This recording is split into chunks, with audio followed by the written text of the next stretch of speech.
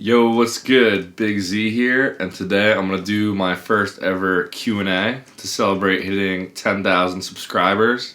So thank you guys for that. Shout out to every one of you guys that watches this channel. Anyway, you guys asked a lot of great questions, so I'm just going to go through a bunch of them and answer as many as I can. Let's get to it. So Andre C asks, how are you able to make the jump to full-time music production? So this was by far the most asked question. Do I produce music full-time? How was I able to start producing music full-time? So I've only been producing music full-time for a couple years. So I graduated college exactly 3 years ago. I graduated from Penn State with a finance degree. But before that, I was making music for a long time. I've been producing music for like 10 years. I've always done it as a hobby on the side.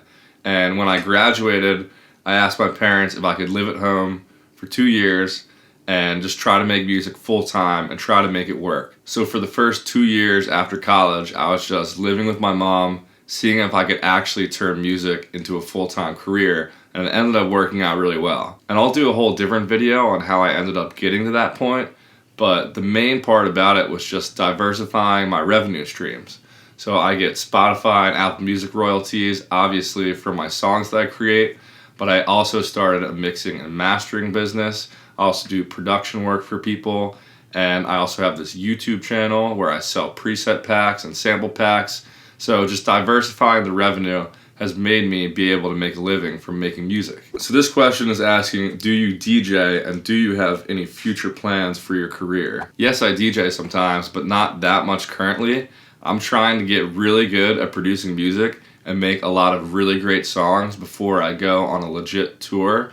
But I definitely have plans to go on tour one day. I just want to get the music production part down as good as I can first, and then focus on a live show and DJing and all that stuff. So Matt here is asking, how did you originally get noticed and start to gain traction on your earlier singles? So my first big break, I was just making random remixes and uploading them on SoundCloud. So I think it was like 4 years ago, I uploaded a remix of this Calvin Harris song, Thinking About You, to SoundCloud, and somehow Oliver Heldens ended up hearing it and liking it a lot, and he started playing that remix at music festivals around the whole world, which I just thought was the coolest thing ever at the time. So I got to see all these videos of him playing my remix in front of like 10,000 people.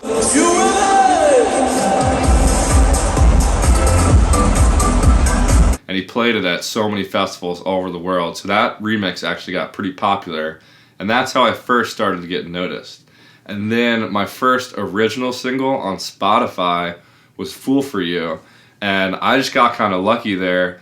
I guess that song was good enough where it got in the global viral charts. So it started charting on Spotify. And that's how that song ended up doing well on Spotify. 1 hour track challenge. I will definitely be making a 1 hour track challenge because I think that'll be really fun. I've never done it before. So you guys will definitely see that coming on this channel in the next month or so. How did I get into producing and who do I look up to as inspiration? So I was in a band in middle school and I played guitar. So I was always kind of into music. But how I got into music production was I heard, I think, Avicii first. And I just really loved this electronic music that I had never really heard before. I think it was around like 2010 or 2011 whenever Levels came out and that song got huge. So that's really what got me into wanting to produce electronic music. And the second part of that question, who do I look up to for inspiration?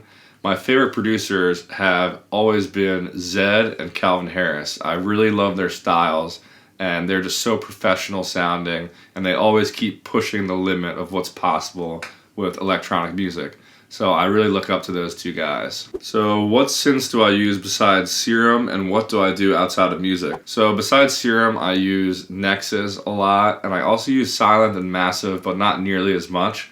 I've really just focused on Serum so I can get as good as possible at one synth. And some of my favorite things to do outside of music are I love snowboarding and I love golfing. I'm not like amazing at either one, but I really love both of those. I've got my snowboard over there in that corner of my room, and I've got my golf clubs over there in that corner of the room. So Chris says, I see the degree, but did you go to school for music or are you self-taught? So I did not go to school for music. I learned everything I know about music on YouTube and just messing around and making music. I don't think you need to spend a bunch of money and go to one of those music production schools. I mean, if you do, I'm sure you'll learn a lot faster, but if you don't have that kind of money, you can definitely learn for free on YouTube. That's what I did. What's the meaning behind your name and how did you come up with it? I'm named Big Z, first of all, because my name is Zach, and in our friend group growing up, we had two Zachs, and I was the taller Zach, and the other Zach was the shorter Zach. So everyone called him Lil Z, and me Big Z. So basically all my friends and everybody I know has been calling me Big Z since I was in like middle school. So when I just came up with my producer name like 10 years ago, it was just always Big Z. I knew it was gonna be Big Z. So some people have asked if I play any instruments, and they're wondering about that guitar over there on my wall that you see in the background of my videos. I have played guitar for a long time, but I haven't really played in the past couple years. So I've kind of lost it a little bit. I should definitely work on adding it to some of my songs. That would be cool. So is it possible a producer can only be using stock plugins because I can't buy any plugins like Silent Serum or Massive? Yeah, you can totally use free plugins and learn how to make great music. Also, when you're starting out, if you only use free plugins, you'll really get to learn the ins and outs of music production. So when you can afford to buy plugins later on, you'll just know how to use them even better and make them sound even better. Are you self-motivated with your music, or did you have a lot of friends with a similar passion for making music?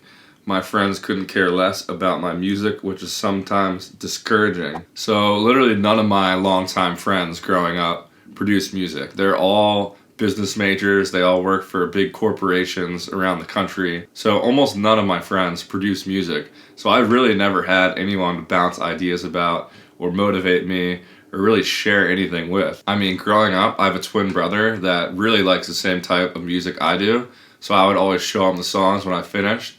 But I don't know, I've always just been motivated to make music by listening to other artists online and listening to really talented people and just trying to get to their level. Alright, last question. Why do you look so high all the time? I see this in the comments on every single one of my videos. Why do I look so high all the time? I promise I'm not high. I don't even smoke weed. I don't know why everyone thinks that. I guess I just have squinty eyes, I guess. I don't know. But yeah, anyway, thank you guys for asking all those questions. There were a lot of good ones in there. I'm sorry if I didn't get to your question, but I'll be doing more Q&As in the future for sure. Hopefully you guys found this interesting. I'll be back to uploading my normal videos after this. Anyway, I'll catch you guys next time. Peace.